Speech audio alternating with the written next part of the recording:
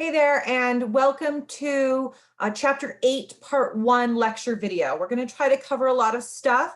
Also, remember that this isn't completely that replaces looking at the slides and the annotations. So when you're looking at, make sure you read the supplemental and look over the annotations and the slides as well. Okay, before doing your recitation. Okay, so today what we're going to be looking at is we're going to be covering electronegativity and its effect on polarity, as well as looking at how that affects whether we're covalent, polar covalent, or ionic. Okay, the next thing we're going to do is look at isoelectronic series, and then we're going to look at basic Lewis dot structures. Okay, so first of all, with electronegativity, okay, what electronegativity is looking at is it's looking at how much the atoms will pull on electrons. So if you remember back to chapter 7, electron affinity, which was almost the exact same thing, was how easy it was to put an electron onto an atom, basically making a negative ion. Electronegativity is a little bit more broad. It's not just how easy it is to put an electron on, but basically how much an atom will pull on shared electrons as well.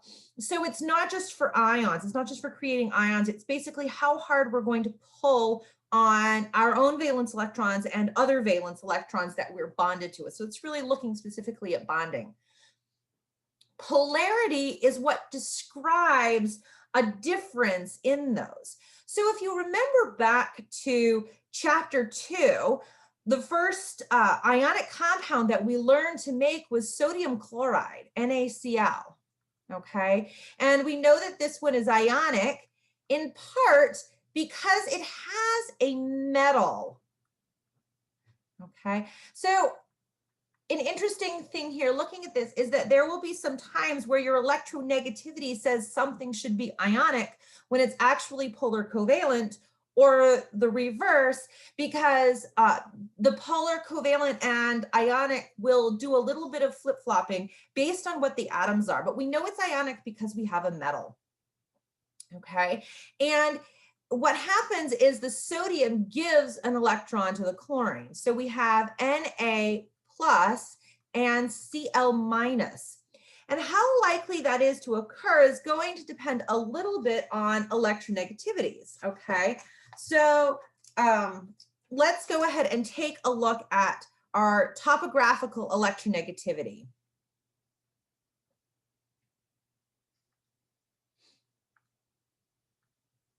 Okay, and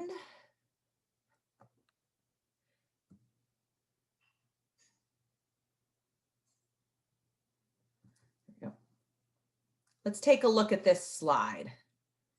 Okay, I love this slide. It makes me happy because it's a topographical map of electronegativities. Okay, and you can really see the trend here. So you can see that we have this increasing electronegativity as we go this way. And so that means that on the left, we have low electronegativity, on the highest, we have 4. And then you can see decreasing electronegativity as we go down the periodic table. And that's going to give us this overall trend where we have fluorine with the highest electronegativity, which means pulls on electrons the strongest, and then francium down here with the lowest electronegativity, which means it's basically just like, here, take them, I don't want them anymore. Francium and cesium both. Okay, so most of this chapter you can pretty much do based on just that knowledge. But I would also really encourage, the knowledge of the trend is really important, but I would also have this topographical map handy. If you don't have a printer and can't print this out, you could even, I know some students will actually write the electronegativities on their periodic table. And even when I would teach in person, most students would just write those electronegativities very tiny on their periodic table, you know, like with a colored pencil or something, just to have them handy. You'll notice over here that there are no noble gases, and that's because noble gases are rarely used in bonding. The ones that are up here high, they don't share, they don't give, they don't take, they don't do anything. So we don't really talk about their electronegativities.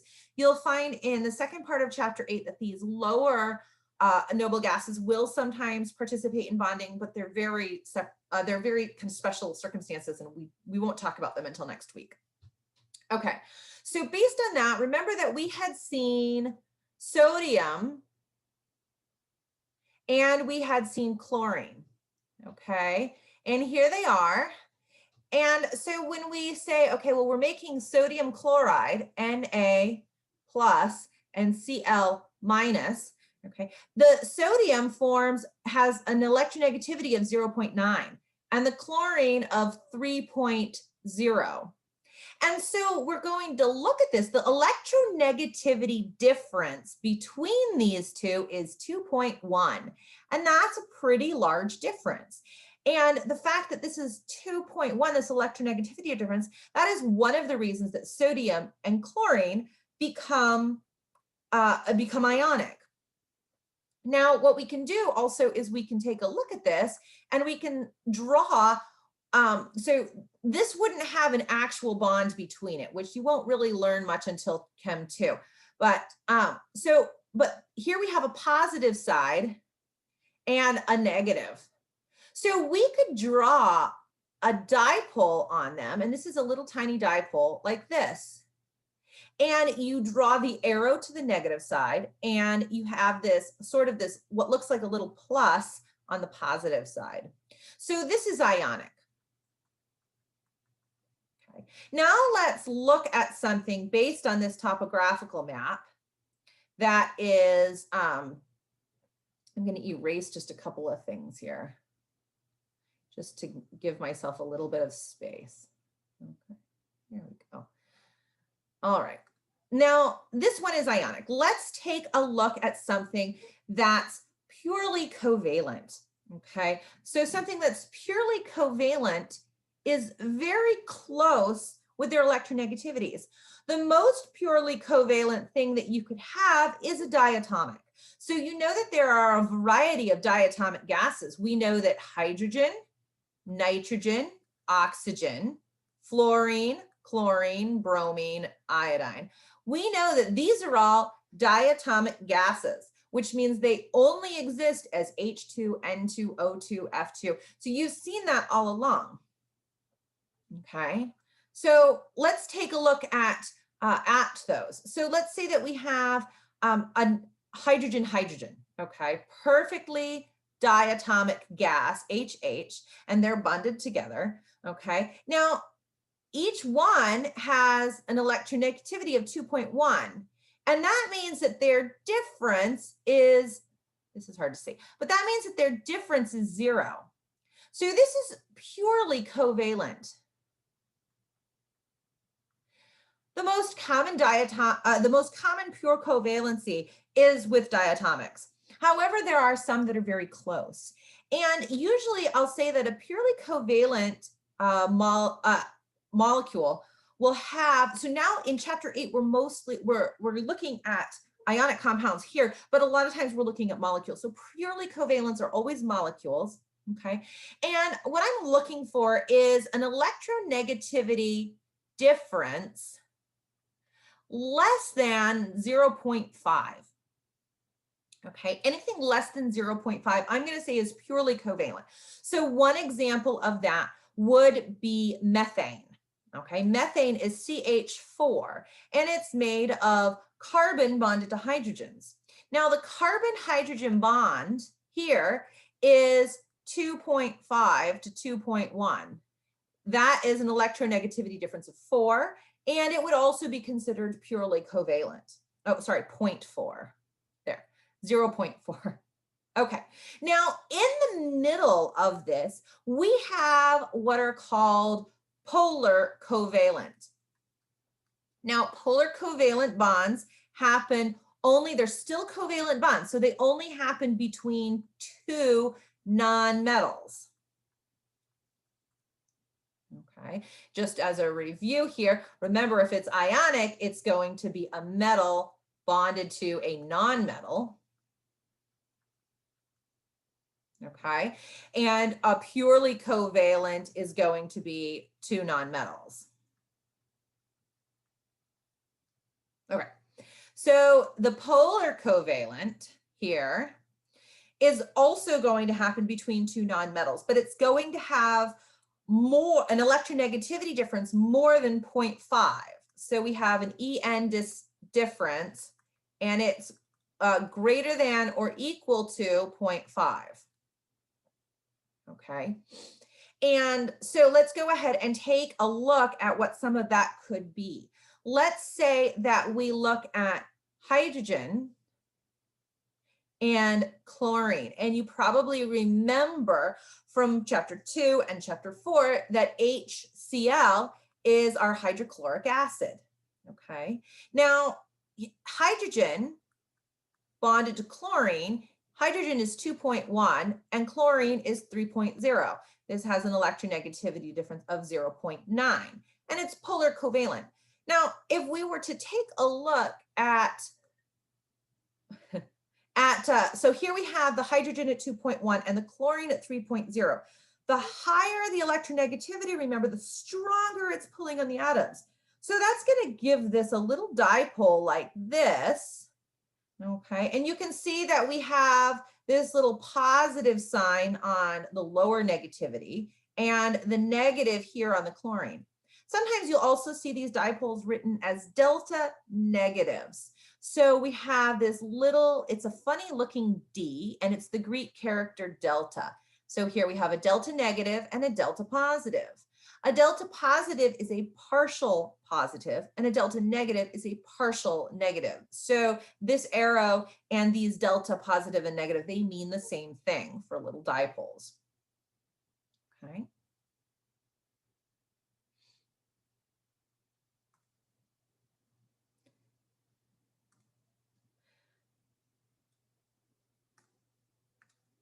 Okay, so just as a recap, we have sodium and chloride.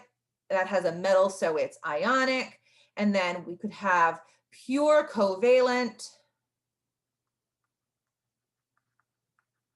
And that is most commonly like a diatomic. It might be oxygen gas, oxygen to oxygen. And then we have polar covalent. And polar covalent, again, always non-metals for our covalency. That's what determines the difference.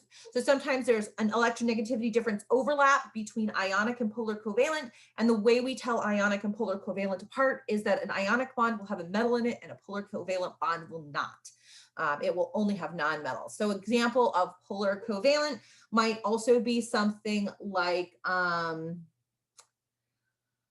nitrogen fluorine bond, okay, the nitrogen fluorine, and the nitrogen fluorine bond, this will be 3.0 to 4.0, which gives you an electronegativity difference of 1.0.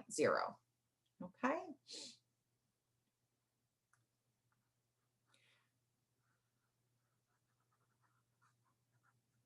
All right, eliminating this. Okay. Now, let's take a look at the next thing that we'll be looking at, and that's isoelectronic series. When you see the word isoelectronic, what this means is same electrons.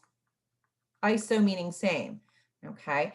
And what I'm going to do is I'm going to put in here same number of electrons. So an isoelectronic series is cations, anions, and a noble gas that make the same, that have the same number of electrons. So let me show you what that'll look like. Okay, we're going to pick, and again, the electronegativity and the polarity, make sure that you read very carefully in the slides and the annotations because there's more in there than what I've shown here. Okay, so let's take a look at, figuring out where I am. There we go. Okay. So let's take a look now at isoelectronic series. electronic, gotta think about how this is spelled, series. Okay. An isoelectronic series. So the way we start this is the first thing that we do is we pick a noble gas, and I'm going to pick neon. So let's take a look at what we know about each one of these. They'll have a number of protons and they'll have a number of electrons. Okay, and actually I want to, there we go. Okay, so let's look at protons and electrons. So first of all, neon is number 10 on our periodic table. So it has 10 electrons and it has 10 protons. So in an isoelectronic series, what we're doing is we're looking for 4 other elements that we can create 10 electrons for. And the way that we do that, so we look at neon on the periodic table over here, and we see that right next to neon, we have fluorine. Okay, and we know that fluorine can have 10 electrons if it gains 1 to become F minus. And then if we go 1 over, we see that oxygen, if it gains 2 electrons to be oxide, so oxide has 10 electrons, fluoride has 10 electrons. And then if we go in the other direction, we have sodium, and sodium will have 10 electrons if it loses 1. And then magnesium will have 10 electrons if it loses 2. So these are the ions and the noble gas that make up an isoelectronic series. And then we look at this and we see that oxygen has 8 protons, fluorine has 9, sodium has 11, and magnesium has 12. So there's some things that we can predict in this. Okay, first of all, we have oxygen to magnesium. Now, each one of these has 10 electrons, but oxygen has 8 protons pulling on those 10 electrons, and magnesium has 12.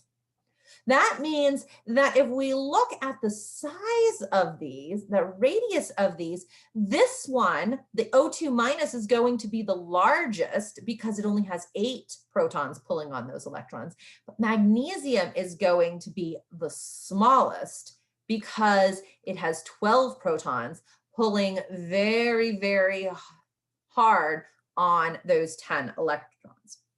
So an isoelectronic series, your 2 minus will always be the largest and your 2 plus will always be the smallest.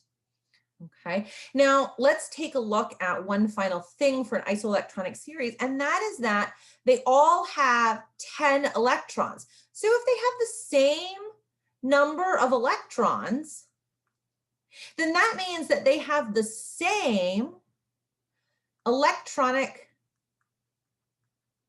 configuration or electron configuration. Okay, so you probably have learned about electron configuration. You probably have these down pretty well from chapter 7. These have the same electron configurations. And so going for neon, that means it's 1s2, 2s2, 2p6. And so if you're asked what's the electron configuration, you can just list 1 with a note that they're all the same. So if I say, what's the electron configuration for each one of these species? Well, all 5 of them have the exact same electron configuration. So you can just say, hey, they all have this. Okay. And that's an isoelectronic series. The last piece in here are Lewis dot structures. Okay, so Lewis dot structures are really, really important. We're going to introduce them in, we're going to introduce them in this chapter, this week, and then we're going to build on it a lot next week. Okay, so when we're looking at this, let's say, okay, before we do Lewis dot structures, let's think of the dot structure of the atoms themselves, okay? And what we're going to do is we're just going to look at some of them. First of all, let's think about the periodic table. So first of all, group 1, okay, that's messy, even for me.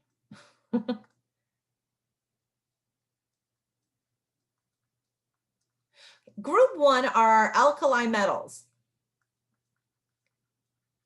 All alkali metals have one valence electron. Okay.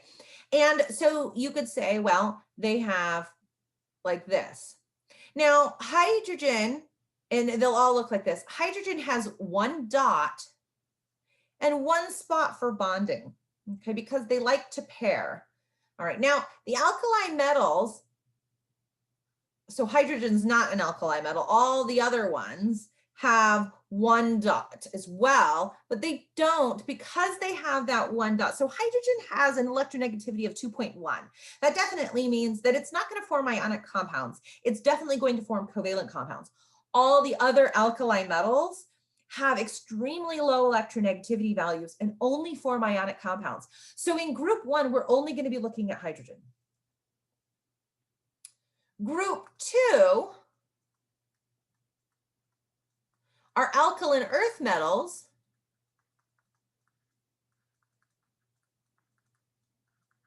Also do not form covalent compounds. They all have 2 valence electrons, okay? And you might say, okay, well then, for example, beryllium, and actually, interestingly enough, beryllium does form covalent compounds. So starting below beryllium, you'll see that. And so beryllium primarily has these couple of sites here, and that'll end up being important later, beryllium chloride. Beryllium is sort of an odd duck, okay? Now let's take a look at some of the other ones. Next we have, I'm just going to, so you have group 3, group 4, group 5, group 6, group 7, and group 8. Okay, so some of these have names and some of them don't. Group 3 begins with boron, and it has 3 valence electrons. 1, 2, 3. 3 valence electrons. And I'm just counting as I go across. And so that means then that boron will have 1, 2, 3 primary sites for bonding. So this 2 and this 3 is going to be really, really important later when we talk about exceptions to the octet rule. Next, we have in group 4, we have carbon is the first one, and the entire column is the same. Carbon has 4 valence electrons. And so we could draw them here, here, here, and here. So remember how basically they don't pair up until they have to. So carbon has 1, 2, 3, 4 sites for bonding. And you might say, well, how am I coming up with that? Well, let's imagine every element primarily wants there to be, every element primarily wants 8 around it, except for the duet rule, which we'll get to later. Okay, and so it's always going to have sites like this. Okay, and in the center is our element. We'll say nucleus. Okay, with 1, 2, 3, 4, 5, 6, 7, 8. So this is what we're aiming for with all of these. Okay, the next thing that we have here, group 5 will be nitrogen. And nitrogen has 5 valence electrons. Hopefully you're seeing kind of a trend here. I'm gonna start staggering these so that I have some space. Okay, and so we'll say 1, 2, 3, 4. Well, now we have to start doubling up, 5. And so then you'll notice that nitrogen just has these 3 sites for bonding. Group 6 is our oxygen group. And so again, just these are for everything. So it's not just nitrogen in group 5, it's also phosphorus, arsenic, antimony, and the oxygen won't just be oxygen, it'll be oxygen, sulfur, selenium, tellurium. Okay, so everything in that group. Now oxygen in group 6 has 6 valence electrons. And so we have 1, 2, 3, 4, 5, 6. And then it has 2 spots for bonding. Now, group 7, this one has a special word. These are our halogens, okay? And they all have 7 valence electrons. So let's take a look at fluorine for starters. Okay, so we have F, and then we would say 1, 2, make that a good dot, 3, 4, 5, 6, 7, and it has 1 spot for bonding. And then last but not least, group 8 is our noble gases. Okay, now helium follows the duet rule. So I'm actually going to start this with neon because helium follows the duet rule. It only has 2 electrons. Now neon in group 8, if we start counting with lithium, 1, 2, 3, 4, lithium to neon, we'll see there's 8 there. So neon and all the other lower noble gases have 8 valence electrons, okay? And 1, 2, 3, 4, 5, 6, 7, 8 with no spots for bonding, okay? And that's why the noble gases tend not to form bonds. So now let's take a look at some possibilities for Lewis structures. Okay, if you haven't already, pause the video and write this chart down because I'm going to refer back to how many spots for bonding something has, and that will make this a little bit easier. Okay, so let's take a look at some simple Lewis dot structures. First of all, let's look at some single bonds.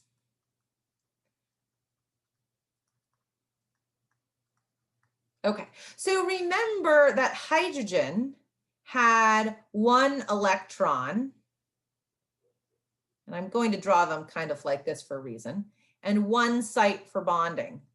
Well, when we combine 2, when we have something like this, if we kind of combine these, then they fill in for each other. See?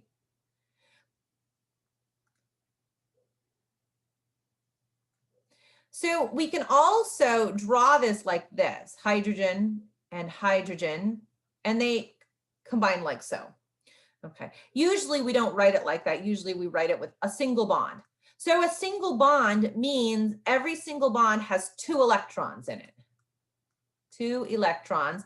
This would also be known as 2 electrons, which make 1 pair.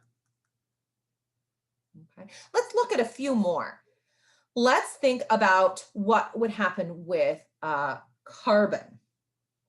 Okay, so actually let's do something a little different than what's in here. Let's think about what we call methane, CH4. Now there's a bunch of steps that go into drawing Lewis dot structures, and I'm sort of going to go through these. The first step, okay, step 1 is count all valence electrons.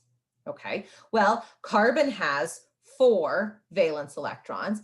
Each hydrogen has 1 valence electron, and there are 4 of them. So we'll say times 4. That means that methane has 8 valence electrons.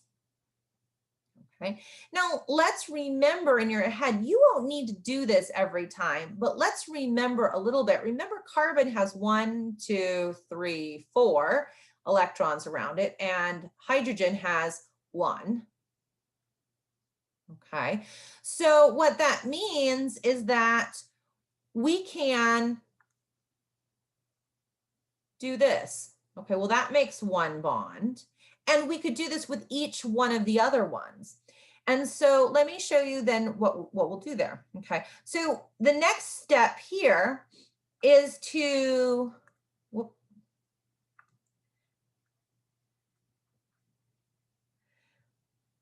arrange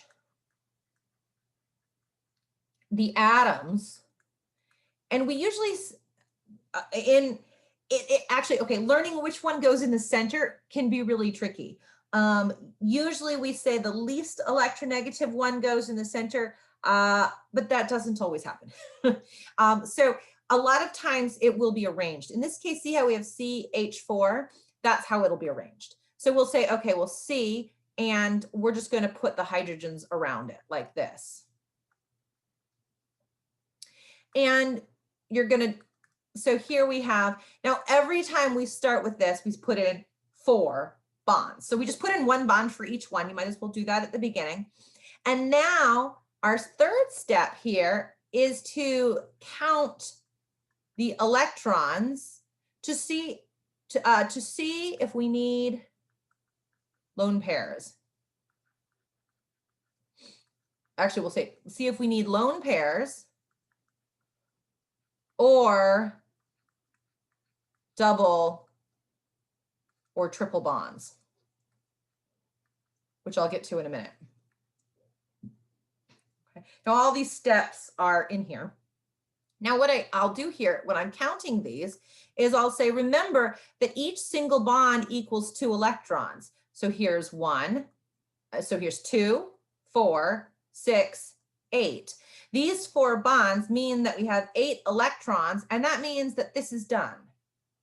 Now let's see what happens when they don't all fit together like that. Let's look, for example, at water. Okay, here we have water, H2O. So again, let's review what these are now. What I'm showing here in this kind of this dark red color, you don't have to show this. You're going to get to the point where you don't have to. However, it's not a bad idea. So remember that we have hydrogen with 1 dot, and we have oxygen with 6, because oxygen has 6 valence electrons. 1, 2, 3, 4, 5, 6. Okay, so that means we say, okay, well, that means that here we have 1, and here we have another bond. So that's how you would write it when you start with the valence electrons set. And that will totally, and then you just say, oh, well, okay, that means that I have this, H, O, H, with dots here and here. And you might say, well, why didn't you write the hydrogens on the side? And that's because I have a knowledge of geometry. And we're going to be looking at, via CPR, we're going to be looking at molecular geometry next week. And so this setup will make perfect sense then. I'm just getting you used to this shape. Okay, so that's one way to draw these Lewis dot structures, is to start with the valence electrons of each atom. Another way is with the method that I showed you on the previous slide. And that's to say, okay, well, each hydrogen has 1 valence electron, and we have 2 of them. Plus, each oxygen has 6 valence electrons. So this will give us 8 valence electrons for our water. Okay, and then we would say, okay, here I'll write it as though I don't have a knowledge of geometry. There, so I start. Well, now as I look at it, and actually I'm gonna make that show up a little clearer. There we go. Okay, now as I look at it, here I have, now that my next step, that was my step 2. My step 3 is to count my electrons again. Here I have 2, 4, but I need 8. Okay, hydrogen never has lone pairs. In fact, I'm going to write that off to the side so that you guys remember that. Hydrogen never has lone pairs. Okay. Hydrogen always has 1 bond. Okay. And it's very rare in science that we can say never and always. These are some of those places. So hydrogen always has 1 bond. It never has double bonds, ever, ever. And hydrogen never has lone pairs, ever, throughout the entire universe. Okay, so where are we going to put these last 4 electrons? Well, we're going to put them on the oxygen. And the reason for that is that we're looking to get 8 electrons around everything. That's called an octet rule. So hydrogen and helium follow the duet rule. And that says that they are stable with 2 electrons. So they're stable attached to 2 electrons. And that's what each one of these bonds is. Remember, each bond has 2 electrons in there, okay? Everything else follows the octet rule, which means that they are stable attached to 8 electrons.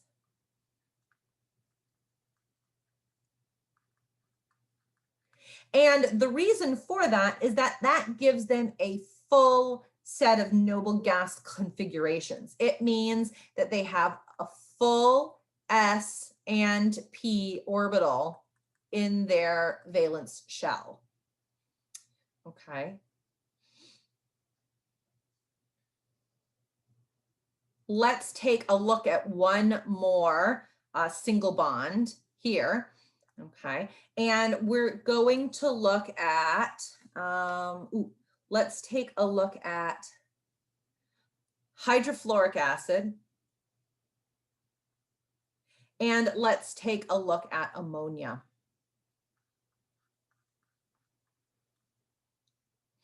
Now, for these, you know, that we always have kind of that difference there. I kind of like, there's, like I said, there's just 2 ways of doing it. I'm going to show this one. Again, you can follow the counting method.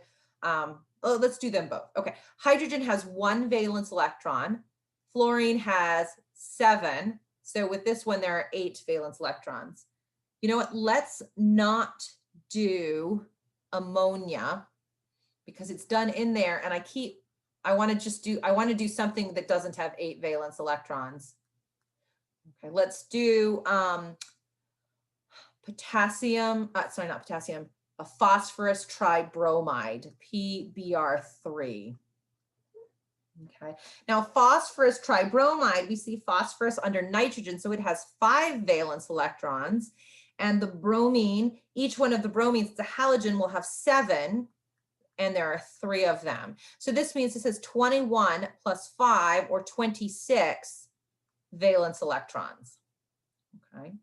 Now let's think about where they are. Well, first of all, we've got H, F. So we've got H and F. We put those together, but that's only 2 electrons. So we need to account for 6 more. So we've got 2, 4, 6, 8. There's our HF. If you want to use the other method, then you would say, okay, well, you would start with HF and you would say H has 1, fluorine has 7. 1, 2, 3, 4, 5, 6, 7. And then what I would do is I would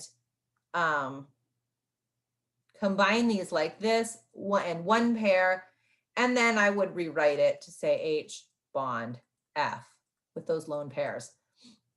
I want the lone pairs shown. That's very important. Okay, so this is just 2 different methods of getting there. Now let's look at the PBr3, and I'll show both methods as well. First of all, what we're going to do is we're going to arrange the bromine like so. Okay, so that's that first method where we start with the atoms. Now that accounts for 6, 2, 4, 6. So we have 20, and what I'm going to do here is I'm going to say we have 20 lone pair electrons, LPE, lone pair electrons. Okay, so let's start putting them on. First of all, phosphorus only has 6 around it. There, now it has 2, 4, 6, 8. Okay, we always have to check and make sure that we're obeying our octet rule. Now each bromine only has 2 on it. So let's see what happens here. We'll arrange lone pairs on bromine, 2, 4, 6, 8, and this one, and this one. Now we have 8 on each thing. Now always make sure that you go back and check your electrons. Make sure that you have the correct number in there, because this is one of those places where people get confused. So we have 2, oops, I don't want to confuse things. So in our bonds, we have 2, 4, 6 in the bonds. Now let's count our lone pair electrons. 2, 4, 6, 8, 10, 12, 14, 16, 18, 20. So 6 and 20, we have 26. So we've done this one correctly. Let's look at it using our other method where we arrange things with our noble gas, with our valence electron dots. So phosphorus we know has 5. So we could say 1, 2, 3, 4, 5. Okay, and then we arrange them and we know that each bromine has 1, 2, 3, 4, 5, 6, 7. And again here, our bromine, 1, 2, 3, 4, 5, 6, 7. And another one here, bromine with 7. Now, before we do anything, we need to check and see if we have 26 dots. And so if I count, we've got 2, 4, 6, 8, 10, 12, 14, 16, 18, 20, 22, 24, 26. Okay, so make sure that you're always counting those dots. That's very important. Okay, so then what I would do next is I would say, okay, well, I see that this forms one bond, and this forms one bond, and this forms one bond. And then instead of rewriting this, because that sounds kind of tricky, is I'll just take out these centers like this and draw in bonds. So those are some single bonds. Let's take a look at what happens when when things don't quite work out. Okay, so let's take a look at when to make double bonds. Okay, so an example of double bonds here's a couple of things, and we're going to go ahead and start. Let's say oxygen gas, O2. Okay, and then let's also say carbon dioxide, CO2, and let's take a look at what happens with these. Okay, so first of all, with our oxygen, let's count our valence electrons. We have 2 times 6 valence electrons for our oxygen, so we have 12 valence electrons in oxygen gas. Now in carbon dioxide, we have 4 valence electrons for our carbon and 2 groups of 6. So here we have 16 valence electrons. Okay, so let's take a look at what happens when we arrange these. Each of our oxygens has 6 valence electrons, 1, 2, 3, 4, 5, 6.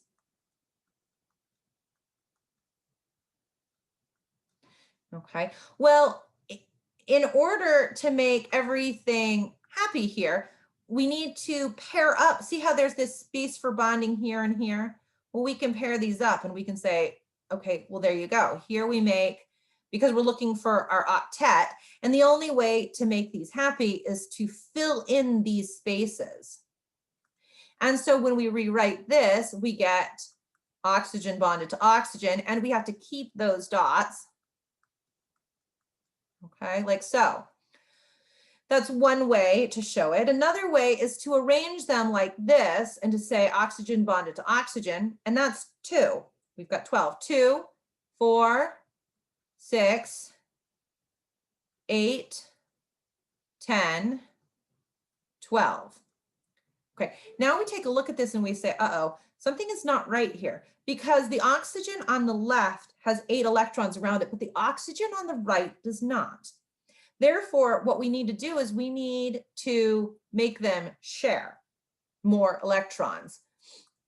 And so we would say, okay, well, we bring these in, and that makes 2. And we have 2 and 2. So you'll notice I'm showing 2 methods for all of these today, just because I found that some students like one versus another. All right, now let's take a look at carbon dioxide. Let's first show this one here. Now we have 16 electrons, and we're going to start arranging like that. Now, what I like to do is I like to put my lone pairs to account for the total on my outside atoms. So here I have 2 and 4, and I have 16 more to do. So 2, 4, 6, 8, 10, 12, 14, 16. Now you'll notice that each one of my oxygens has 8 electrons around it, and that's good. However, my carbon only has 4 electrons around it, and carbon always satisfies the octet rule. It has to have 8. So the only way to do that then is to bring these in like this. So you're bringing this lone pair in and you're moving it here. Okay, so then we can say, okay, we're just going to erase these out then, and instead make a double bond. And now we have 8 electrons around our carbon and 8 electrons around our oxygen. We have 8 lone pair electrons and 8 bonded electrons. And there we go. All right. Using this other method, we could say, okay, well, carbon has 4. And that means 4 sites for bonding. Oxygen has 6, which means it has 2 unpaired electrons and 2 sites for bonding.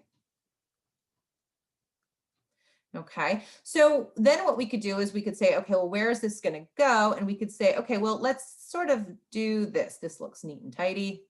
All right, there's a bond and here's a bond. Just like that. Okay, and then once we have that, then we can draw it and we can say, okay, those are the 2 bonds there. And here are our lone pair electrons.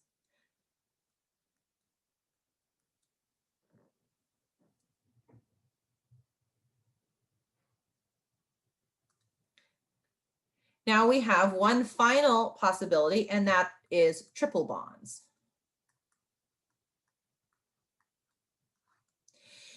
Triple bonds occur when we have 3 pairs of electrons. Okay, so 3 pairs or 6 electrons. 3 pairs, 6 electrons shared. Oh, I forgot to write this for the double bonds, but double bonds are 4 pairs with 2 pairs, 4 electrons shared. Okay, so let's look at some examples of this. One primary example of the triple bond is diatomic nitrogen gas. So let's look at how that works. First of all, each nitrogen has 5 valence electrons, and there's 2 of them, so we have 10 electrons to account for. So, okay, well, we could say, okay, here we have like so, and then once we've done that, we can say, okay, well, let's count up the 10. So 2, 4, 6, 8, 10. Okay, well, each one of them is missing some. We only have 6 around them. Okay, so what happens here is we can say, okay, well, let's bring this in here. Okay, then once we do that, we can say, okay, well, what that does is that, and I'm actually going to draw these there. We had that bond that we just created. Now the nitrogen here on the right is satisfied. It's got 8 electrons, but the nitrogen on the left only has 6 electrons around it. So it's not fulfilling its octet rule. So now the nitrogen with these here needs to share as well. So the nitrogen on the right will share a set. Okay. And then we will have 1, 2, 3 bonds between them and 2 lone pairs. So each nitrogen 2, 4, 6, 8, 2, 4, 6, 8. Okay, and it has 6, 8, 10 electrons total. Using the other method, what we could do is we draw out our nitrogen with 5, and knowing where to put the lone pairs, kind of, if possible, what I would do is I would say, if you're doing this method and you're like, well, how do I know where to draw the lone pairs? Draw the lone pairs basically on the far side opposite each other if you're using this method, in part because that's actually where they are. So we can kind of, and this will make more sense later. So here the lone pairs are going to be opposite each other like this. And that'll make it a little easier. And then we say, okay, well, we need to pair these. So we could say, okay, well, we'll make 1 pair here and 1 pair here and 1 pair here. And then we can say, okay, well, I see it now. And so we have 1, 2, 3 sets of shared electrons, which is 6 total electrons, and 2 lone pairs, which gives us 10. Okay. And that shows most of this. And so I think we're good. come to recitation. We will practice more of these, and it's very important. Let me know if you have any questions. Bye.